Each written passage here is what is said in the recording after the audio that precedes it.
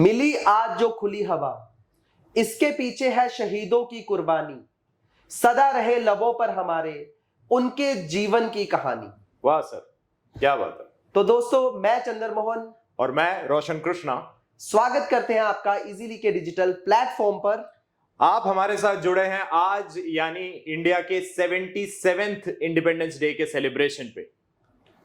तो sir 77th independence day, क्या खास बात है? आज हम किन मुद्दों के बारे में डिस्कस करने वाले हैं? आज जो हम यहाँ डिजिटल प्लेटफॉर्म पे हमारा जो अभी प्रेजेंस है, वो आज हम क्या डिस्कशन करने आए हैं हमारे स्टूडेंट्स से? बिल्कुल सर। तो सबसे पहले तो जो हमारे व्यूअर्स हैं उनको मैं आज जो हमारा ये स्वतंत्रता दिवस है इसकी हार्दिक शुभकामनाएं देना चाहूंगा। जी जी, इजीली की तरफ से आप सभी को a very very happy independence day. तो सर सबसे पहले कि इतना लंबा सफर हमने तय कर लिया है अपनी आजादी के बाद। 77 साल हो चुके हैं, 77 ईयर्स। बहुत कुछ बदला। अगर मैं 1947 का दौर की बात करूं तो बहुत ज्यादा स्ट्रगल किया, बहुत ही बड़े बड़े हीरोज ने हमें मिलकर ये आजादी दिलवाई है अपना। और कुछ तो ऐसे भी हीरोज थे जिनको अपने मतलब प्राणों की आहुति देनी पड़ी। तो आज हम जो बात करेंगे, आज हम ऐसे हीरोज की बात करेंगे। कुछ को तो हम जानते हैं लेकिन कुछ ऐसे भी हीरोज रहे हमारी आजादी में जिन्होंने मतलब कि बहुत ही अहम भूमिका निभाई, लेकिन हमारे में से बहुत ही कम लोग उनको जानते होंगे। तो आज हम उनके बारे में ही चर्चा करें। तो सर मतलब आपका कहने का मतलब ये है, आज जो हमारा सेशन है this is about the unsung heroes of the struggle of independence, right? बिल्कुल सर। तो आज हम अनसंग हीरोज की बात करने वाले हैं। चलिए सर, तो अच्छा है, आज जानकारी काफी मिलेगी कहने का मतलब। बिल्कुल सर। बेसिकली उन लोगों ने जो हमारे मतलब हमें जो आज हम खुली हवा में सांस ले पा रहे हैं, आज के दौर में और उस दौर में बहुत बड़ा डिफरेंस है। हाँ, तो वही चीजें जाननी है कि किस चीजों का उन्होंने सामना किया, क्या क्या चीजें उनको फेस करनी पड़ी और किस तरह से, ठीक है, उन्होंने अपने मतलब कि प्राण गंवा दिए हमारी आजादी के। तो सर हम ये कह सकते हैं कि एक तरह से ये इजीली की तरफ से एक ट्रिब्यूट है to those unsung heroes, as well as this is kind of a promise जो हम आज खुद भी कर रहे हैं और हमारे स्टूडेंट से भी हम एक प्रॉमिस चाहते हैं कि जिन्होंने अपने प्राणों की आहुति देके आज हमें इस काबिल बनाया कि जैसा आप कह रहे हैं कि हम खुली हवा में, आजाद हवा में सांस ले पा रहे हैं, तो उनके उस बलिदान का जो मूल्य है, हाँ जी सर, वो हमें आज रखना होगा, है ना सर? बिल्कुल सही बात है। और ये चीजें हमेशा ही हमारे माइंड में भी रहनी चाहिए। मैं तो ये डेफिनेटली बोलूंगा कि एक पल के लिए भी नहीं भूल सकते हम उनको। आज हम हर चीज खुले से व्यक्त कर लेते हैं अपने विचारों को। कहीं मन किया, आज मेरा मन किया कि मुझे मुंबई जाना है, दिल्ली जाना है, तो कभी भी जा सकता हूँ, लेकिन उस टाइम ऐसा नहीं था। उस टाइम ऐसा दौर ही नहीं था। एक जो फ्रीडम आप कह रहे हैं, घूमने फिरने की फ्रीडम जो है, या अपनी अभिव्यक्ति की आजादी जो आज जिसके बारे में बहुत सवाल भी उठाए जाते हैं, आज के समय में हमने देखा है काफी आर्गुमेंट इसी चीज का होता है कि हमें अपनी अभिव्यक्ति की आजादी हमसे छिन रही है। हाँ जी। तो मैं ये बताना चाहूंगा कि दोस्तों प्यारों, आप लोगों को अंदाजा भी नहीं है कि अभिव्यक्ति की आजादी छीनना किसे कहा जाता है। हाँ, सही तो है सर, शुरू करते हैं। तो सबसे पहले हम बात करेंगे खुदीराम बोस जी के बारे में। तो खुदीराम बोस जी के बारे में बहुत ही फेमस, बहुत लोगों ने सुना भी होगा उनके बारे में। तो उन्हीं से ही शुरू करते हैं कि क्या उनका योगदान रहा। और शायद आपने सर सुना भी होगा कि वन ऑफ द यंगेस्ट। हाँ सर, तकरीबन मेरे ख्याल से जितना हमें उनके बारे में जानकारी है, तकरीबन वो 18 या 19 वर्ष के कुछ थे जब उन्हें फांसी की सजा सुना दी गई थी। तो आप सोचो कि सर 18-19 साल का एक लड़का जिसको फांसी पे लटका दिया गया, और वो भी ऐसे नहीं कि कोई उन्होंने मतलब कोई क्राइम किया या कुछ किया, देश के लिए जी। तो आज के टाइम में अगर 17 से 18 साल के मैं किसी बच्चे की बात करूं, तो क्या वो इस लेवल का सोच सकते हैं? सर कुछ मैं कहूंगा हमारे यूथ में कुछ में तो वो जज्बा होता है, जो जैसे कि आप देखते हैं जब हमारे एनडीए के सिलेक्शंस की बारी आती है, हमारे पास भी जो हमारे स्टूडेंट्स आते हैं सिलेक्शंस के रिलेटेड, एसएससी से रिलेटेड जब हमारे पास क्वेरीज आती हैं, तो उसमें काफी हमारे पास ये क्वेरीज आती हैं कि सर एनडीए के सिलेक्शन के लिए हमें क्या करना होगा। तो मैं ये नहीं कहूंगा कि वो जज्बा पूरी तरह से गया है, लेकिन हाँ उस समय का एक जो जुनून हुआ करता था उस चीज का, वो थोड़ा सा अभी हम ये आज के दौर में हम ये देखते हैं कि वो थोड़ा सा कहीं कम होता दिख रहा है। अच्छा सर, यहाँ पे एक चीज मैं मेंशन करना चाहूंगा कि हमारे पास भी आती है क्वेरीज, हम भी पढ़ाते हैं कि अपना एनडीए के लिए पढ़ाई रहे हैं यहाँ पे, लेकिन एक चीज है कि यहाँ पे कहीं ना कहीं पर्सन जो है हमारे पास, मतलब तैयारी करने के लिए बच्चा आ रहा है, ठीक है, कहीं ना कहीं एक उनके पास पैट्रियोटिज्म की फीलिंग है, लेकिन उसके साथ एक स्टेटस भी वो देखता है बच्चा, लेकिन उस समय ये चीज नहीं देखी जाती थी। बिल्कुल सर, वो तो बिल्कुल कंप्लीटली क्या था, वही जो मैं कहा, जैसा मैंने कहा सर, वो जुनून वाली बात है उस समय। और सर जुनून के साथ में उस समय की एक जरूरत भी बोली जा सकती है, एक आवश्यकता भी थी, जब उसने यंग ब्लड को अपना वो जो खून की जो गर्मी, जिसे आज के टाइम पे बड़ा ही प्रॉब्लमेटिक बोला जाता है, लेकिन उस समय में वो खून की गर्मी दिखाना बहुत आवश्यक था, वो जरूरी था सर, क्योंकि हम उतना ऑपरेशन झेल चुके थे, तकरीबन 200 साल की गुलामी हमारी कही जाती है। तो 200 साल की गुलामी में जो जनरेशन सुनती आई है, पीढ़ी दर पीढ़ी उन्होंने सुना कि हमने ये जुल्म सहे हैं, ये जुल्म सहे हैं, तो वहां से एक नेचुरल इंस्टिंक्ट भी आ जाता था कि भाई अब बस, अब ये और नहीं सहा जा सकता। बिल्कुल बिल्कुल सर। तो बात करते हैं खुदीराम बोस जी के बारे में, हम बात कर रहे थे। 3 दिसंबर 1889 में मिदनापुर एक जगह है, वो बंगाल प्रेसिडेंसी में आती थी, तो वहां पर उनका जन्म हुआ था। और मतलब ये बोला जाता है कि जैसे उनकी सिस्टर्स थी, 3 सिस्टर्स, उसके बाद मतलब खुदीराम बोस जी का जन्म हुआ था। उनके लिए मतलब जब उनका जैसे बचपन में ये बताया जाता है कि उनकी जो मदर थी, उनके उससे पहले 2 लड़के हुए थे सर, ये मैंने भी सुना है। खुदीराम, उनका जो नाम खुदीराम जो नाम पड़ा है, उसके पीछे भी एक रोचक कहानी है, जरा वो बताइए सर। तो वही कहानी की मैं बात कर रहा हूँ यहाँ पे कि हुआ क्या था कि 3 उनकी सिस्टर्स थी जैसे, उसके बाद क्या हुआ कि उनके 2 भाई भी हुए थे जी, लेकिन वो किसी कारणवश मतलब बच नहीं पाए। ओके, तो उनकी मृत्यु हो गई। और उसके बाद जब खुदीराम बोस जी का जब जन्म हुआ, तो हमारे जो संस्कृत जो वेद शास्त्र है उनके अनुसार ये बोला जाता था कि बच्चों की जो आयु है, ठीक है, उसको लंबा करने के लिए और वो स्वस्थ रहे, तो उसमें क्या होता था कि बच्चे को, ठीक है, बेच दिया जाता था। अच्छा, ठीक है, अनाज के बदले। ओके, तो क्या किया गया, जो खुदीराम बोस थे जी, उनके फादर ने, ठीक है, उन्होंने क्या किया, जो उनकी सबसे बड़ी सिस्टर थी उनको दे दिया, खुदीराम बोस जी को उनको दे दिया 3 मुट्ठी अनाज के बदले। अच्छा, सिर्फ 3 मुट्ठी अनाज के बदले। तो मतलब बेसिकली उनके बहन के पास वो चले गए थे। बेचने की सेंस ये नहीं है कि उनको 16, वो पौराणिक परंपराओं के अनुसार, बिल्कुल, वो बस एक सिंबॉलिक टाइप सी चीज थी। बिल्कुल, और इस प्रथा को खुद बोला जाता था। अच्छा, तो यहीं से ही उनका नाम अच्छा, हाँ, तो खुद प्रथा से वो फिर वैसा निकाला गया कि खुदीराम बोस। तो खुदीराम बोस। और उनकी सिस्टर कि अगर मैं बात करूं तो उनकी सिस्टर का नाम था निवेदिता। अच्छा, ठीक है, और 3 बहनें थी, तो वन ऑफ द सिस्टर, उनका नाम था निवेदिता। उनका भी हमारी जो इंडिपेंडेंस है, ठीक है, फ्रीडम फाइटिंग में हम बोल सकते हैं कि बहुत बड़ा योगदान रहा है। 1902-1903 के टाइम में उनकी सिस्टर एंड खुदीराम बोस, निवेदिता जी और खुदीराम बोस जी ने, दोनों ने पूरी बंगाल प्रेसिडेंसी में जगह जगह जाकर लोगों को भाषण दिए कि आप सब एकजुट हो जाइए, और स्वदेशी जो मूवमेंट चल रही है देश में, ठीक है, जिसमें क्या था कि जो फॉरेन गुड्स थी उसका बहिष्कार करना था, तो उन सभी का समर्थन करने के लिए उन्होंने लोगों को बहुत ज्यादा प्रोत्साहित किया जी। और सर ये बहुत ही महत्वपूर्ण योगदान कहूंगा मैं, क्योंकि जहां तक मुझे याद है और जितनी हमारी जानकारी है, ये वही समय था जब अंग्रेजों ने अपनी वो फूट डालो और राज करो वाली नीति को फुल पावर में लगा रखा था, खासकर बंगाल में। हाँ बिल्कुल, बंगाल में क्या हुआ कि बंगाल का पार्टीशन अनाउंस कर दिया था। 1903-1904 के आसपास में जो बंगाल का पार्टीशन था वो अनाउंस हो चुका था। पार्टीशन उन्होंने इस तरह से कि बहाना क्या बनाया, सोचो आप ब्रिटिशर्स कितने चालाक थे, बहाना ये बना दिया कि बंगाल प्रेसिडेंसी बहुत बड़ी है, तो इस पे हम क्या है कि रूल अच्छे से नहीं कर पा रहे हैं, एडमिनिस्ट्रेशन अच्छी करने के लिए हम इसको 2 पार्ट में डिवाइड कर देते हैं, जबकि रीजन ये था ही नहीं। मजेदार बात वो नहीं है सर, बात ये है उनसे जरा पूछें कि हमने कभी कहा ये, आप कह रहे हैं कि हम पे राज नहीं कर पा रहे, हमें राज चाहिए ही नहीं। वही चीज है सर, जो डिमांड है ना, मैं मतलब लिटरली यही बोलूंगा कि अगर एडमिनिस्ट्रेशन में प्रॉब्लम है तो डिमांड पब्लिक की तरफ से उठनी चाहिए, बिल्कुल सही ना कि गवर्नमेंट की तरफ से हो। जैसा आज के टाइम में बेसिकली एक एग्जांपल लेता हूँ, आंध्र प्रदेश और तेलंगाना का अलग हुआ, पहले आंध्र प्रदेश था, अब तेलंगाना डिफरेंट स्टेट बनी, लेकिन डिमांड कहां से उठी, पब्लिक ने डिमांड उठी। बिल्कुल सही है सर, लेकिन ब्रिटिशर्स ने उल्टा किया, क्योंकि वो उनके फायदे का था। वही चीज, इसीलिए तो ये चीज थी। उसके बाद क्या होता है कि जैसे खुदीराम बोस जैसे धीरे धीरे बड़े होते गए, ठीक है, तो उन्होंने क्या किया, एक ऑर्गेनाइजेशन ज्वाइन की।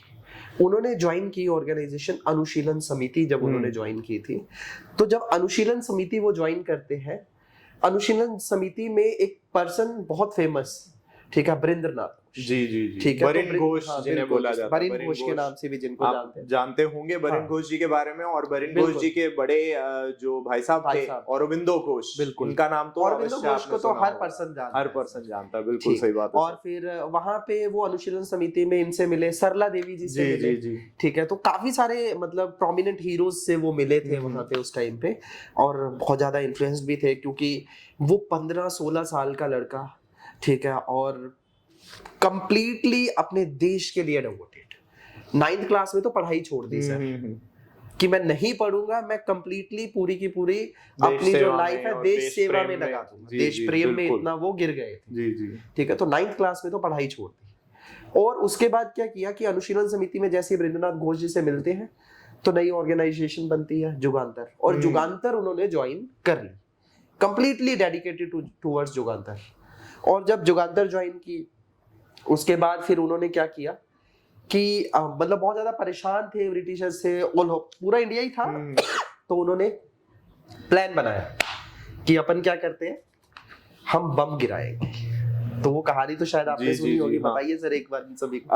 तो प्लान ऐसा हुआ था कि मजिस्ट्रेट हुआ करते थे किंग्सफोर्ड, जिनके लिए ये बहुत प्रचलित था कि वो जो स्वतंत्रता संग्राम में शामिल जो युवा नेता हुआ करते थे, उनपे काफी हार्श पनिशमेंट्स दिया करते थे। वो बहुत ही कठिन परिश्रम या कठिन तरह की जो पनिशमेंट्स पास ऑन करी जाती थी उनके द्वारा। बिल्कुल सर। तो खुदीराम बोस जी और मेरे हिसाब से जो प्रफुल्ल चाकी जी हैं, प्रफुल्ल चाकी जी ने ये एक दृढ़ निश्चय लिया कि भाई ये जो शख्स हैं, बिल्कुल किंग्सफोर्ड, इनको हमें रास्ते से हटाना होगा। बिल्कुल। तो उसके लिए प्लान बनाया गया। उन्होंने बहुत गहन अध्ययन करा किंग्सफोर्ड के एक एक मूवमेंट का, कि वो कब घर से निकलते हैं, किस बग्गी में बैठ के वो जाते हैं, और उनके पूरी दिनचर्या बहुत अच्छे से स्टडी की गई थी। काफी ज्यादा रिसर्च की थी, ये बोला जाता है कि काफी दिन मतलब देखते रहे। जी जी जी, काफी दिन उन्होंने उसको पूरा अच्छे से स्टडी किया था, एनालाइज किया था, उनकी पूरी एक एक मूवमेंट स्टडी करी थी। और प्लान इस तरीके का बनाया गया था सर कि ग्रेनेड से हमला किया जाएगा,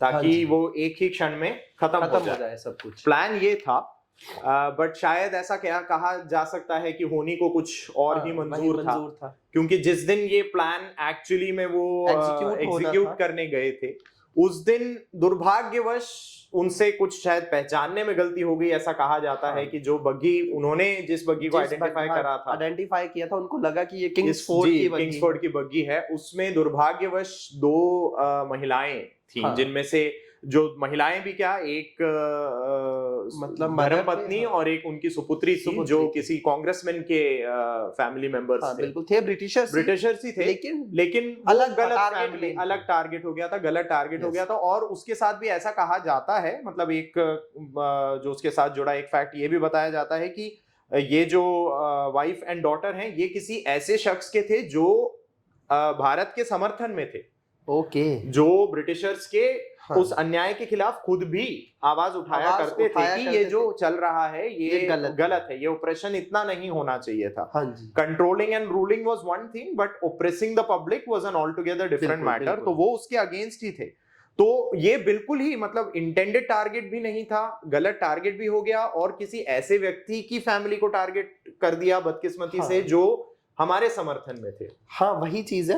लेकिन अब क्या हुआ कि उसके बाद सर कि जैसे ही वो ग्रेनेड फटा, तो उन्हें पता तो चल गया कि भाई अब ये गलत तो हुआ है। अब वो उसके बाद इन हाइडिंग चले गए थे, बिल्कुल, खुदीराम बोस जी और प्रफुल्ल चाकी। तो सर यहाँ से मुझे एक इंसिडेंट याद आता है, वो कि जैसे ही मतलब वो दोनों वहां से निकले, ठीक है, तो मतलब भागे जैसे, ठीक है, तो उसके बाद वो एक रेलवे स्टेशन पे गए थे। एक्चुअली वो है सर कि हुआ दोनों रेलवे स्टेशन पे गए। हाँ जी, खुदीराम बोस जी गए हमारे वाहिनी रेलवे स्टेशन पे, बिल्कुल सर। और जो हमारे प्रफुल्ल चाकी जी हैं, हाँ जी, प्रफुल्ल चाकी जी गए मोकामा घाट रेलवे स्टेशन जो अभी पटना बिहार में स्थित है। दोनों एक्चुअली एक साथ नहीं भागे थे, हाँ, अलग अलग भागे थे। और प्रफुल्ल चाकी जी के साथ ये हुआ कि उन्हें ट्रेन के अंदर ही बिल्कुल पहचान लिया गया और उनको आभास हुआ कि जैसे ही उनको पकड़ने वाले हैं तो उन्होंने खुद को ही गोली मार ली थी कि मैं इन ब्रिटिशर्स के हाथ में नहीं मरूंगा, चंगुल में नहीं पड़ना था। तो उन्होंने खुद ही मतलब प्राण त्याग दिए और वो शहीद हुए। और इनके साथ क्या हुआ कि जो खुदीराम बोस जी है, ये वाहिनी स्टेशन पे थे, तो इनको पुलिस को पता लगा, 2 पुलिसमैन थे, तो उनको जैसे थोड़ा सा संदेह हुआ इनके ऊपर, तो उन्होंने इनको पकड़ लिया जी। तो तब जब इनको पकड़ के ले गए तो उसके बाद इनके ऊपर कार्यवाही चली, ठीक है, तो काफी केस भी चला, काफी लंबा केस था, ठीक है। और फिर फाइनली कब 11 अगस्त सर 11 अगस्त के आसपास है ना, 11 अगस्त 1908 में इनको फांसी की सजा दी गई। और उस दिन सर मजेदार बात यह है कि जब इनको ट्रायल के लिए लाया गया था खुदीराम जी को, आप इसके प्रत्यक्षदर्शियों ने, और ये मैं कह रहा हूँ ब्रिटिश जो विटनेसेस थे, उन्होंने ऐसा कहा है कि ये अचंभित करने वाला सीन था, क्योंकि जब इन्हें रेलवे स्टेशन पे लाया गया तो रेलवे स्टेशन पे इतना हुजूम जमा था देशभक्तों का, सिर्फ इस 18-19 साल के लड़के को वो देखना चाह रहे थे कि और खुदीराम बोस जी के बारे में कहा जाता है कि उनके चेहरे पे एक शिकन तक नहीं थी, उनके चेहरे पे वो कोई देश प्रेम और मातृत्व का वो भाव उभर के आ रहा था, देश के प्रति जो उनका लगाव था। और कहा जाता उन्होंने अपनी बुलंद आवाज में गाड़ी में बैठते हुए बोला था वंदे मातरम। बिल्कुल सर, तो ये वर्ड ही जोश दिला देता है, वंदे मातरम। बिल्कुल सर, बिल्कुल सही है। वही चीज है सर कि वो जोश जो है हम इमेजिन भी नहीं कर सकते आज के टाइम में। और वो कॉन्फिडेंस देखो कि किसी को पकड़ लिया है, उसको पता है कि अंजाम होने क्या वाला है, बिल्कुल लेकिन 1% भी घबराहट नहीं। लेकिन सर इसको शायद वो कहा जाता है डिफायंट अंटिल द वेरी एंड, मतलब आखिरी सांस तक भी वो विरोध या विद्रोह जो था वो अगर आप दिखा सकते हैं किसी को। और सर जब ये 11 अगस्त 1908 में जब इनको फांसी की सजा सुनाई गई ना, तो उस टाइम क्या हुआ कि जब फांसी की सजा भी सुना रहे थे ना, तो आप ये सोचो कि मतलब मेंटल जो हेल्थ है वो इतनी स्ट्रोंग है कि हाथ में भगवत गीता लेकर, ठीक है, पढ़ते जा रहे हैं और भगवत गीता ली है, कोई टेंशन नहीं है कि आज होने वाला क्या है मेरे साथ, और लटका दिया गया है, ठीक है, शहीद हो गए, हंसते खेलते हमारे देश के लिए शहीद हो गए। तो ये स्टोरी थी, ठीक है, ये एक ट्रिब्यूट है हमारा उनके लिए कि बहुत कुछ करके गए हमारे लिए, और आज के युवाओं के लिए ये काफी बड़ी प्रेरणा बहुत प्रेरणा स्रोत है ये। बिल्कुल सर। अच्छा सर, एक बात है, जैसे अभी हम बात करें कि इंडिपेंडेंस, हम बोल रहे हैं 77th इंडिपेंडेंस डे का सेलिब्रेशन है, बिल्कुल, और अभी आपने जैसे खुदीराम बोस जी की, प्रफुल्ल चाकी जी के बारे में हमने बात करी, तो उसके साथ में एक है कि जो ये हमारी आजादी का जो ये संग्राम है या जो ये लड़ाई है, ये ऐसा माना जाता है भाई 1947 में हमें आजादी मिली, 15 अगस्त 1947 हम आजाद हुए, और आजादी का जो पहला हमारा फ्रीडम स्ट्रगल जिसे कहा जाता है वो होता है तकरीबन उससे 1857 का, 90 साल पहले की अगर हम बात करते हैं उससे, तो 1857 का जो फ्रीडम स्ट्रगल है, मंगल पांडे ने जिसकी शुरुआत करी थी, जिसके लिए उनको देह दिया जाता है। लेकिन ऐसा है कि हमारे पास रिकॉर्ड्स भी हैं और कहानियां भी, हमने जो हम जब सर्च कर रहे थे, रिसर्च कर रहे थे, तब हमें ये पता चला कि ये स्ट्रगल एक्चुअली उससे कहीं पहले, क्योंकि 1857 से भी करीब 70 साल पहले की बात हम करें। ऑपरेशन एक्चुअली बहुत पहले से ही शुरू कर दिया, ब्रिटिशर्स आए, टारगेट क्या था कि ऑपरेशन करना है, ठीक है, और परेशान करना है पब्लिक को और पैसा लूटना है बेसिकली, बिल्कुल सही बात, ठीक है, तो यही था उनका टारगेट। अब होता क्या है कि एक पर्सन जिसकी आज हम बात करने वाले हैं, मेरे को नहीं लगता कि शायद सुना भी, बहुत ही कम लोगों ने शायद ये सुना भी होगा इनके बारे में। मेरे ख्याल से मोस्टली 95% लोगों ने इनके बारे में सुना भी नहीं होगा। जी सर, ठीक है, तो सर आप बताएंगे इनके बारे में, तो वेलू नाचियार जी के बारे में। बिल्कुल बिल्कुल, हम बात कर रहे हैं शिवगंगा एस्टेट की महारानी रानी वेलू नाचियार के बारे में। ये अभी तमिलनाडु में पड़ता है एरिया। हाँ जी सर। ये ऐसी मान्यता है कि 1780 में जब इन्होंने अपने पति राजा जी जो थे उनकी मृत्यु के बाद जब ईस्ट इंडिया कंपनी से लोहा लिया। बिल्कुल सर, ये भी बोला जाता है कि जो इनके हस्बैंड थे, किंग थे जो, वो भी ईस्ट इंडिया कंपनी से लड़ते बिल्कुल, वो ईस्ट इंडिया कंपनी से लड़ते लड़ते ही उन्होंने वीरगति को प्राप्त किया था। और उनकी मृत्यु के बाद, उनकी शहादत के बाद ही इन्हें प्रेरणा मिली थी कि अंग्रेजों से जो स्ट्रगल है हमें कंटिन्यू रखना है। तो ऐसा माना जाता है कि ये पहली रानी थी देश की जिन्होंने ईस्ट इंडिया कंपनी से लोहा लिया था सर। बिल्कुल सर। और सर तब तो लोगों में नेशनलिज्म की फीलिंग भी नहीं थी। बिल्कुल सही है। एंड और दैट टाइम उन्होंने ये चीज स्टार्ट कर। बिल्कुल, और इसमें इनका बहुत अहम योगदान, इनका जो साथ दिया था वो दिया था हैदर अली ने। हाँ सर, हैदर अली टीपू सुल्तान के फादर। बिल्कुल, हैदर अली तो बहुत ही बड़ी पर्सनैलिटी हो जाती है, फेमस, ठीक है, वो माने जाते हैं। ये बोला जाता है कि हैदर अली ऐसे पर्सन थे जो खुद अशिक्षित थे, खुद पढ़े लिखे नहीं थे, लेकिन अपने बेटे को उन्होंने जो एजुकेशन, उच्च शिक्षा प्रदान करवाई थी। और हैदर अली भी सर, ये भी बहुत एक इंटरेस्टिंग डेटा हमारे रिसर्च में आया था कि शुरुआत में हैदर अली खुद रानी वेलु नाचियार के समर्थन में नहीं थे, लेकिन जब रानी वेलु नाचियार के शौर्य और वीरता को हैदर अली ने खुद विटनेस किया था, तो हैदर अली के भी मन में यह आया कि इतनी वीरांगना की अगर हमने मदद ना की, बिल्कुल सर, तो फिर बात ही क्या। तो उनकी आर्मी ने पूरा समर्थन बिल्कुल आर्मी ने समर्थन किया था। उन्होंने तकरीबन 5000 सैनिक और जो आपके ये बारूद वाले जो हथियार होते हैं, असला बारूद, ये प्रोवाइड करवाया था रानी। ये भी बोला जाता है कि सर जो हैदर अली थे वो खुद भी ईस्ट इंडिया कंपनी से जो युद्ध था लड़ते लड़ते ईस्ट इंडिया कंपनी के साथ, वो भी उसी में वीरगति को प्राप्त हुए थे। बिल्कुल सही। और उनकी उस परंपरा को फिर उनके पुत्र टीपू सुल्तान ने आगे बरकरार रखा। और साथ में जैसा कि अभी अगर हम बात करें तो तमिलनाडु में, तमिल कल्चर में रानी वेलु नाचियार को बहुत माना जाता है और उन्हें ब्रेव वुमन के नाम से जाना जाता है, जिसको लोकल लैंग्वेज में वो वीरामंगई कहते हैं, वीरामंगई।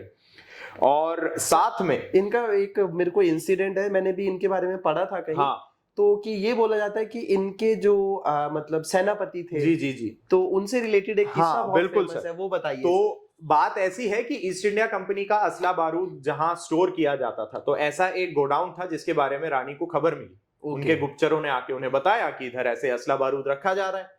तो रानी ने सबसे पहले अपनी जो सेनापति थी, जिनका नाम था कुइली, कुइली अगर लोकल लैंग्वेज की बात करें तो बहुत ही मधुर गाने वाली कोयल, जी हाँ, तो कोयल पे रखा हुआ ये नाम है, कुइली जिन्हें कहा जाता है। तो अपनी जो सेनापति कुइली थी, उनसे रानी ने एक आदेश किया कि ये जो वेयरहाउस है, जो गोडाउन है, ये हमें तबाह करना है, जहां पे वो असला बारूद स्टोर करके रखा गया। बिल्कुल। अब सर मुझे समझ नहीं आता, क्योंकि उस हिम्मत के सामने मैं नतमस्तक हूं, क्योंकि कुइली ने उसको बर्बाद करने का तरीका पता है क्या ढूंढ के निकाला। वो पहुंची उस वेयरहाउस में, दरवाजा तोड़ के शत्रु को मारते हुए वो अंदर जाती हैं और असला बारूद से भरे गोडाउन में उन्होंने खुद को आग लगा दी। खुद को आग लगा दी, मतलब सेल्फ सैक्रिफाइस। ये भयानक धमाका होता है। बिल्कुल सर। और वो पूरा गोडाउन तबाह हो जाता है। वही सर कि स्वयं का जो देह दान करना, देह दान बोलूंगा। बिल्कुल सर, इसको मैं सुसाइड नहीं बोलूंगा। जी नहीं, इसीलिए मैंने वो टर्म ही यूज नहीं किया। बिल्कुल सर, इसको बोलेंगे देह दान, कि अपनी देह का उन्होंने दान कर दिया।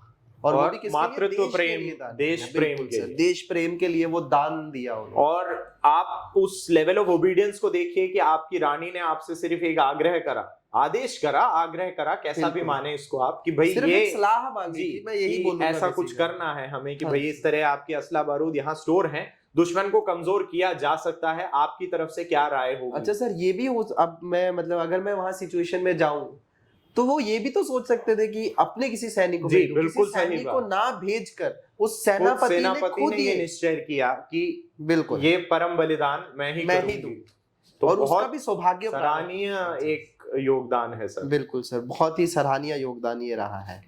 तो सर इसी तरह जैसे अभी हम महिलाओं के योगदान की हम बात कर रहे हैं, तो बीच में आपने जब खुदीराम बोस जी के बारे में आप बात कर रहे थे और आपने बरिन घोष जी के बारे में बात बताई थी, तो उसके साथ में एक नाम और आपने लिया था जिसे सुन के आपका और मेरा चेहरा एक साथ खिल उठा था। बिल्कुल सर। तो जरा उन शख्सियत के बारे में भी जरा आप बताइए थोड़ा सा। ठीक है, तो आप बात कर रहे हैं सरला देवी चौधरानी। जी सर, बिल्कुल। सरला देवी चौधरानी वो शख्स जिन्होंने जब हमारे देश में इंडिपेंडेंट जो स्ट्रगल है जी, जो फ्रीडम स्ट्रगल है वो पीक पर जा रहा था, उसी दौरान वो कूद पड़े उस लड़ाई में ब्रिटिशर्स के खिलाफ। जी, जी।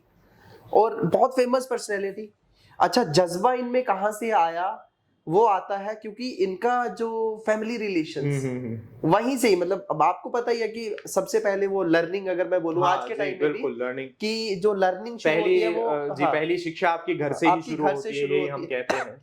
तो इनका जो परिवार था वो शुरू से ही फ्रीडम स्ट्रगल से जुड़ा ही हुआ था। इनके परिवार में शायद एक बहुत इंपॉर्टेंट और प्रोमिनेंट एक शख्सियत हैं जिनके बारे में आप जिक्र करने जा रहे हैं। बिल्कुल सर, रविंद्रनाथ टैगोर। बिल्कुल। तो रविंद्रनाथ टैगोर जी के ये नीस थे। जी जी। और वहीं से ही इनको थोड़ी प्रेरणा मिल गई, वहीं से ही इनको समझ आया, क्योंकि रविंद्रनाथ टैगोर जी ने हमारे जो फ्रीडम स्ट्रगल है उसके ऊपर इतना कुछ लिखा है, इतना कोई नहीं लिख सकता। मुझे नहीं लगता कि इतना किसी ने लिखा होगा, बहुत कुछ जो कि, और लिखा भी ऐसा कि जिसको पढ़ते ही आपके अंदर एक नेक्स्ट लेवल सर्कुलेशन शुरू हो जाती है। बिल्कुल सही है। तो वो चीज थी। और रविंद्रनाथ टैगोर से ये थोड़ा मतलब प्रेरित हुए, तो इन्होंने फ्रीडम स्ट्रगल को ज्वाइन किया।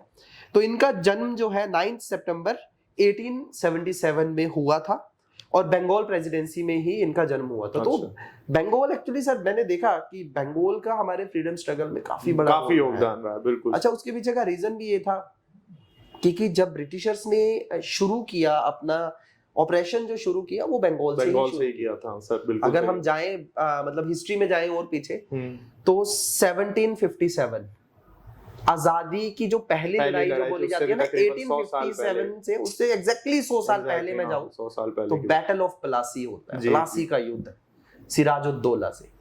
तो जब वो युद्ध हुआ था वहीं से ही फिर ब्रिटिशर्स ने ऑपरेशन शुरू किया। सिराजुद्दौला को धोखाधड़ी से मार दिया था, मीर कासिम को उन्होंने रिश्वत दी थी। तो इस तरह से काफी बड़ी स्टोरी है। तो वहां से ये शो बंगाल का ही ऑपरेशन मतलब कि सबसे पहले बेसिकली शुरू होता है, क्योंकि सबसे पहले दीवानी राइट्स जो थे ब्रिटिशर्स को, ईस्ट इंडिया कंपनी को बंगाल में ही मिले थे। अच्छा। तो इसीलिए बंगाल से सबसे ज्यादा आपको फ्रीडम फाइटर्स की अगर आप लिस्ट बनानी शुरू करोगे, हाँ सर वो है, तो सबसे ज्यादा आपको बंगाल की तरफ बंगाल से ही देखने शुरू होंगे। बिल्कुल। ऐसा नहीं है कि और इंडिया, पूरे इंडिया में हुए, लेकिन शुरुआत वहां से होनी शुरू हुई। और बंगाल प्रेसिडेंसी काफी लार्ज भी हुआ करती है। काफी हम देखते हैं आज का, अभी प्रेजेंट टाइम का बांग्लादेश, बिहार, उड़ीसा, बंगाल, ये सब कुछ बंगाल प्रेसिडेंसी में ही पड़ता था। तो ये चीज है। तो सरला देवी जी का जन्म वही बंगाल प्रेसिडेंसी में। तो बंगाल में तो इन्होंने सर किया ही किया, मतलब कि फ्रीडम स्ट्रगल के लिए जितने भी इनिशिएटिव्स लिए इन्होंने लिए, ठीक है। और इन्होंने एक चीज और है कि ये एडिटर थी, भारतीय एक जर्नल निकला करता था, एक पत्रिका निकली करती थी भारतीय बंगाली लैंग्वेज में, लोकल लैंग्वेज में। तो इसकी एडिटर भी थी, जिसमें ये काफी बड़े बड़े लेख लिखा करते थे देश प्रेम को लेकर, ठीक है। और बायकॉट को लेकर इन्होंने काफी सारी चीजें लिखी। 1902-1903 के टाइम में इन्होंने काफी ज्यादा मतलब समर्थन दिया था स्वदेशी मूवमेंट को भी। फिर इनकी सर शादी हुई, ठीक है, और शादी इनकी हुई लाहौर पे। अरे वाह। बिल्कुल सर। तो मतलब पंजाब उस टाइम भाई पाकिस्तान तो इंडिया का ही पार्ट था, अनडिवाइडेड इंडिया है। तो लाहौर वाला जो पार्ट था वो पंजाब था। तो पंजाब में इनकी शादी होती है, ठीक है। और शादी भी सर इनकी जो पंजाब में हुई थी, ठीक है, वो मतलब बहुत ही फेमस पर्सनैलिटी थी, राम भुजदत्त। वो आर्य समाज के मतलब हाँ मेंबर थे, आर्य समाज के, ठीक है। तो राम भुजदत्त चौधरी जी से इनकी शादी हुई थी, और वो ऑलरेडी वो भी फ्रीडम स्ट्रगल से ही जुड़े हुए थे, इसीलिए इन्होंने मतलब शादी भी हुई, मैच हुए, थॉट्स वही चीज है। तो इसीलिए शादी भी हुई थी। तो जब ये लाहौर में गए ना, तब भी इन्होंने ऐसा नहीं है कि भाई अब शादी हो गई तो गृहस्थ जीवन जीना है, ऐसा नहीं। इन्होंने तब भी वहां पे अपना साहस बांधा, और लाहौर में जो एक्टिविटीज इन्होंने बंगाल में की वही इन्होंने लाहौर में शुरू कर। अच्छा। पंजाब में भी इन्होंने वही चीज स्टार्ट कर दी। पंजाब में इन्होंने ऑर्गेनाइजेशन जो भारतीय स्त्री महामंडल है, ठीक है, जो कि इलाहाबाद से शुरू हुआ था, तो पंजाब में उसका उन्होंने एक्टिव मेंबर रहे उसके। ये एक्चुअली मजेदार डेटा हमारे रिसर्च में भी आया था कि सरला देवी चौधरानी उस एसोसिएशन की फाउंडिंग मेंबर है। हाँ जी बिल्कुल सर। इलाहाबाद में जो फर्स्ट ब्रांच इसकी डली थी, उसकी फाउंडिंग मेंबर सरला देवी चौधरानी। बिल्कुल। उसके बाद इन्होंने इसको पंजाब में प्रमोट किया। और सर यही जो भारतीय स्त्री महामंडल है ना, इसमें इन्होंने क्या किया कि जो पंजाब वाले एरिया की जितनी भी वुमेन थी, उनमें मतलब इन्होंने काफी ज्यादा एनलाइटनमेंट की, मैं ये बोल सकता हूँ कि बहुत ज्यादा जागरूक किया उनको ये बोला कि जो आपके ऑर्नामेंट्स है ना, जो आप जेवर वगैरह पहनते हैं, उसका 10वां हिस्सा आप क्या करो, डोनेट कर दो देश सेवा में। क्या बात है सर, क्या बात है। सोच भी नहीं सकते सर, इन्होंने वो चीज सोच निकाली, क्योंकि फंड्स की तो जरूरत थी। बिल्कुल सही है, आर्म्स एंड एमिनिशन के लिए फंड्स की जरूरत थी, तो इन्होंने वो बोला। और ऐसा नहीं है कि लोगों ने समर्थन किया, बढ़ चढ़कर समर्थन किया, हर घर से जेवर आए सर। वो खैर फ्रीडम स्ट्रगल के दौरान हमने ये देखा भी था, जब गांधी जी ने नॉन कोऑपरेशन मूवमेंट की बात की थी, बिल्कुल स्वदेशी आंदोलन की बात की थी, तो भारत छोड़ो आंदोलन की बात की थी, उसमें देश के कोने कोने से तकरीबन हर घर से किसी ना किसी तरह का योगदान लोगों ने किया था। बिल्कुल सर। अब आपने यहाँ पे गांधी जी की बात की, तो मैं आपको एक और मजेदार बात बताता हूँ सलाह देने की। जो इनके पुत्र थे ना, उनका नाम था दीपक जी, और उनकी जो शादी है, ठीक है, उनका विवाह हुआ था गांधी जी की ग्रैंड डॉटर से, राधा राधा नाम था उनका, उनसे उनकी शादी हुई थी।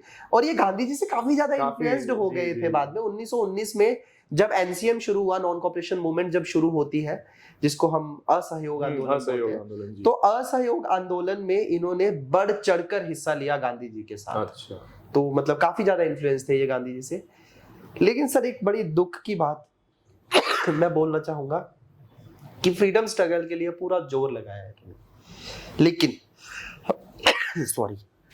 लेकिन क्या हुआ, 1945 में भारत के आजाद होने से पहले ही ये मतलब कि अपना देहदान कर चुके, तो खुले आजाद भारत सांस नहीं ले पाए। बिल्कुल सर, लेकिन इनके योगदान को कभी भी हम भुला नहीं सकते। ये जरूर है कि हाँ, जैसे एक वो मलाल होगा कि आजाद भारत का जो सपना उन्होंने संजोया था, उसे शायद रियलाइज होते हुए वो नहीं देख पाए।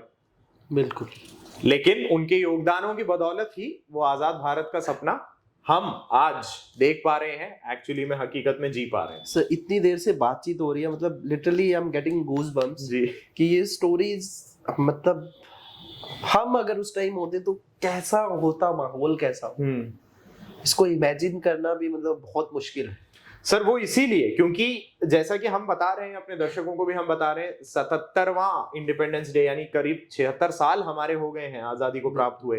तो 76 सालों से जो आजादी हम एंजॉय कर रहे हैं, तो अब हमारे लिए, बिकॉज हमें ये लेगेसी हैंड ओवर की गई है, हैंडेड डाउन जिसे कहा जाता है, जनरेशन टू जनरेशन आप कोई लेगेसी किसी को देते हैं। बिल्कुल। तो हमारे लिए ये लिटरली ऐसा कुछ है जिसके लिए हमने कोई खास एफर्ट नहीं किए थे, हमें तो ये प्राप्त हुआ है। अब मतलब जैसे विरासत मिली है हमें, बिल्कुल विरासत में मिला है हमें, ये आजादी हमें विरासत में प्राप्त हुई है। तो इसीलिए हम कह सकते हैं कि थोड़ा बहुत जो हम कह रहे हैं, हमें इमेजिन करने में जो दिक्कत होती है, वो इस वजह से भी है कि उस समय के जो हालात हैं, क्योंकि आज हम ये कह सकते हैं कि हम इतने सौभाग्यवान हैं कि हमें उस तरह का माहौल देखना ही नहीं पड़ता है। हाँ जी, जैसे कि हमने पहले भी डिस्कस किया था कि अभिव्यक्ति की आजादी है, देश में कहीं भी इधर से उधर विचरण करने की आजादी है हमारे पास। हाँ, तो ये सब कुछ जो हमें अभी प्राप्त हुआ है, उसके लिए काफी लोगों ने बहुत योगदान दिया है, अपना महत्वपूर्ण योगदान दिया है। हजारों स्टोरीज है ऐसी, हम तो मतलब जब रिसर्च करनी शुरू की थी, हाँ, तो बहुत सारी कहानियां निकल के आए, और उसी कहानियों में हमारी इस कड़ी में बस कुछ नाम हम लेके आएंगे, और भी लाएंगे, और लेके आएंगे, मिलेगा लेकर जरूर आएंगे। और उसी कड़ी में बस एक आज के हमारे बात कर भी रहे थे, एक नाम और हम लेना चाहेंगे। ये भी तमिलनाडु के एक वीर सुपुत्र मैं कहूंगा, जिनका नाम है सर तिरुपुर कुमारन। अब तिरुपुर इसीलिए क्योंकि तिरुपुर वो जगह है जहां पे ये पले बड़े और अल्टीमेटली जहां पे ये वीरगति को प्राप्त हुए। इनका ओरिजिनल जो नाम है वो है कुमारस्वामी मुदलियार। तो ये एक बहुत ही उच्च और शिक्षित बैकग्राउंड से आते थे, लेकिन जैसा बाकी सभी युवाओं को देख के इनके भी मन में एक देश प्रेम, एक देशभक्ति का जज्बा जगा था। तो तकरीबन 1932 की बात है, इनका जन्म 4 अक्टूबर 1904 को हुआ है, 1904, और 28 वर्ष की उम्र में। तो 1904 तो सर वही दौर था जब बिल्कुल पार्टीशन ऑफ बंगाल हो रहा है। तो आपने वो बचपन से ही एक वो देखा है, वो चीजें देखी है, चीज देख रहे हैं, आप जानते हैं कि देश के कोने कोने से ये आवाजें उठ रही हैं कि अब हमें आजादी चाहिए। तो ये ऐसा नहीं है कि स्ट्रगल हम बोलते हैं कि 1942 में या 45 में या अलग अलग जो मूवमेंट्स हुए तब से कुछ चालू हुआ था। ये स्ट्रगल तो बहुत पहले से चल रहा था। बिल्कुल सर। क्योंकि गुलामी सर अल्टीमेटली बात वही थी कि गुलामी पसंद किसी को नहीं होती है, कोई अपनी इच्छा से कभी गुलामी सेलेक्ट नहीं करेगा। Obviously, किसी ने भी इतिहास में आज तक गुलामी को ऐसे एक्सेप्ट नहीं करा है कि हाँ ठीक है हम स्वीकार करते हैं। तो बगावत तो शुरू होनी ही थी और बगावत चल रही, तो उस बगावत का इन पे भी काफी इन्फ्लुएंस रहा। तो 1932 में ऐसा बताया जाता है कि नैयाल नदी के किनारे कुछ प्रोटेस्ट चल रहे थे उस टाइम पे, और जैसा उस समय का दौर था तो ब्रिटिशर्स आए और वहां उस प्रोटेस्ट को उन्होंने खदेड़ने की कोशिश की थी। एक स्टोरी कुछ सुनी थी सर। जी जी जी, वो हमने फ्लैग से रिलेटेड, बिल्कुल तो सर, वो बताइए सर। तो तिरुपुर कुमारन इसीलिए बहुत फेमस हैं तमिलनाडु के एरियाज में, क्योंकि ऐसा कहा जाता है उनके हाथ में इंडियन नेशनलिस्ट्स का फ्लैग था, झंडा उन्होंने अपने हाथ में पकड़ा हुआ था, और ये उस टाइम ब्रिटिश रूल में सर ये फ्लैग बैन कर दिया गया था। हाँ बिल्कुल, एक बार पाबंदी लगा दी थी, क्योंकि क्या था, जितने भी वो सिंबल्स, जितने भी वो फ्लैग या कोई और भी जो भी सिंबल्स थे, उन सिंबल्स को क्या किया था ब्रिटिश सरकार ने, बैन कर दिया था, बिकॉज दैट सिंबल वाज लोगों को एकजुट करने का, जी एग्जैक्टली, वो एकजुट करने के लिए यूज उस किए एकता को कुचलने की कोशिश की जा रही थी कि किसी ना किसी तरह से, जैसा हमने पहले भी आपको बताया वो फूट डालो और राज करो की नीति तो उन्होंने बहुत पहले से लागू कर रखी बिल्कुल। अब एक काम आ गया था कि उनको दिखा कि कुछ ऐसे चिन्ह थे जिनके पीछे पूरा देश एकजुट हो रहा है, कुछ लोग थे, तो उन्होंने उसे टारगेट करना शुरू किया। मतलब वो लोगों से तो पहले ही डर चुके थे, बाद में हमारे सिंबल से भी वो डरने लगे। आप वो सोचिए, वो स्थिति सोच के देखिए कि वो एक झंडे से एक आकृति आपके सामने दिख रही है, कोई इमेज आपके सामने दिख रही है, उससे अगर कोई इतना घबरा जाए तो इसका मतलब we are getting into their minds as well, कि हम बिल्कुल, मतलब वो साइकोलॉजिकल वॉरफेयर तक हमने इतना शानदार कर दिया था कि आप सिर्फ चिन्हों से, कोई चिन्ह आपको दिखता है आप उसको बैन करने के पीछे घूम डर जाते हो, और आपको पता है कि आने वाले कुछ ही समय में आपको यहाँ से निकलना पड़ेगा, कि 9-2-11 तो होने का टाइम आ गया है। तो आपने क्या करा कि वो एकता तोड़ने के लिए चिन्ह बैन करे, तो उसमें एक चिन्ह था हमारा इंडियन नेशनलिस्ट का जो फ्लैग हुआ करता था। तो तिरुपुर कुमारन ने वो झंडा हाथ में पकड़ा हुआ था, और ऐसा कहा जाता है कि वहां जब लाठीचार्ज हुआ और उनपे सैकड़ों लाठियां बरसाई गई, और वहीं ऑलमोस्ट वो बेहोश हो गए थे। कुछ ही दिनों बाद वो वीरगति को प्राप्त हुए। जैसा कि मैंने बताया 11 जनवरी 1932 को उनका देहांत हुआ था, वो शहीद हुए। उस दौरान वो जब घायल अवस्था में भी अचेत पड़े हुए थे, लाठियां उनको पड़ रही थी नीचे, लाठियां पड़ रही थी, उसके बाद वो घायल अवस्था में अचेत पड़े हैं सर, लेकिन तब भी कहा जाता है उन्होंने वो झंडा जमीन से नहीं लगने दिया। बिल्कुल सर, क्योंकि भारतीय परंपरा और मान्यताओं में ये होता है कि हम अपने ध्वज को कभी भी जमीन से टच नहीं होने, वो हमारे देश की शान है, प्राइड है। बिल्कुल, तो वो झुकेगा नहीं, कि सर झुक सकता है, सर कट सकता है, सर झुकेगा नहीं, सर कट सकता है, लेकिन उस ध्वज को उन्होंने झुकने नहीं दिया। और उस वजह से तमिल जो लोग हैं तमिलनाडु में, उनको कोडीकाद कुमारन के नाम से जाना जाता है। कोडी इज द फ्लैग, कोडी का मतलब फ्लैग है, काद मतलब the one who took care of, मतलब जिन्होंने उसका ध्यान रखा। तो जिसने झंडे की केयर टेकिंग करी, अपने प्राणों की आहुति देके भी ये इंश्योर करा कि वो झंडा कभी जमीन को ना छुए। हाँ सर, और अगर मैं मतलब लिटरली बात करूं कि अगर कोई आज के दौर में या कभी मतलब ऐसा भी हो सकता था कि बंदे भाग जाते हैं सर, मतलब भागते भी, ऐसा नहीं है कि कोई वो रीजन रहेगा, वो उसके पीछे क्या होता है कि घबरा जाते हैं, एंजाइटी हो जाती है, तो भागना शुरू कर देते हैं, चीजें जो भी है वही फेंक देते हैं, लेकिन he took care of our flag. बिल्कुल। और उनके इस परम बलिदान के लिए 2004 में जो हमारा डाक विभाग है, उन्होंने उनकी छाया रखते हुए एक कमेमोरेटिव स्टैंप इशू किया था 2004 में, जो कि उनका 100वां जन्म वर्ष है, 100 बर्थ एनिवर्सरी पे उनके नाम से एक कमेमोरेटिव स्टैंप इशू किया गया है। और आज भी तिरुपुर में उनकी एक प्रतिमा स्थापित की गई है, जो आज के समय में भी अगर जनता को अपना कोई आक्रोश या किसी तरह का कोई प्रोटेस्ट करना होता है, तो तिरुपुर का जो वो स्क्वायर है जहां पे ये स्टैचू लगाई गई है, जनता आज भी वहीं इकट्ठी होती है, क्योंकि वो प्रतिमा एक तरह से अब प्रतीक बन चुका है अपनी आवाज, बिल्कुल आवाज व्यक्त करने का, अभिव्यक्ति को दुनिया तक पहुंचाने का, जाहिर करने का। तो वो एक सिंबल बन के आ गए हैं उस चीज का, कि a person who is now a symbol against any kind of operation. बिल्कुल। तो सर काफी सारी चीजें हमने आज डिस्कस की जी। काफी सारी स्टोरीज हमने बिल्कुल इसी में जो अंत में जैसे कि मेरे को जो एक खास पंक्तियां, जैसे आपने कुछ खास पंक्तियों से जैसे शुरुआत करी थी, तो मुझे अंत भी कुछ ऐसा ही करना था कि शहीद अशफाकुल्लाह खान की जो मशहूर पंक्तियां हैं कि शहीदों की मज़ारों पे लगेंगे हर बरस मेले, वतन पे मिटने वालों का बाकी यही निशान होगा। भाई क्या बात है, क्या बात है। तो सर इस सेशन को यहीं पे एंड करते हुए बिल्कुल आप सभी को एक बार फिर से इस स्वतंत्रता दिवस की हार्दिक शुभकामनाएं। इजीली की टीम की तरफ से we would like to wish you a very happy independence day.